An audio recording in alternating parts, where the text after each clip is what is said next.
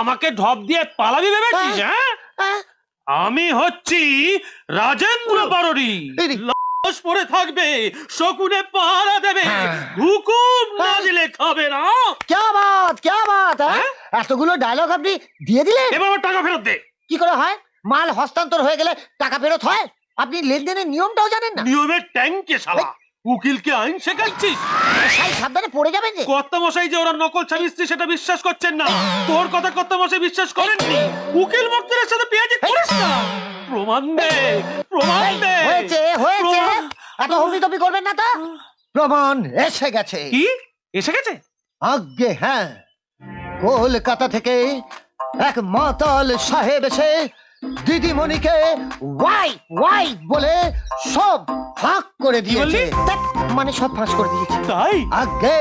চ কোথায়? কর্তামশাই কাছে চ, গিয়ে বলবি এবার শালা ওই মাস্টারের জালিয়াতি শেষ।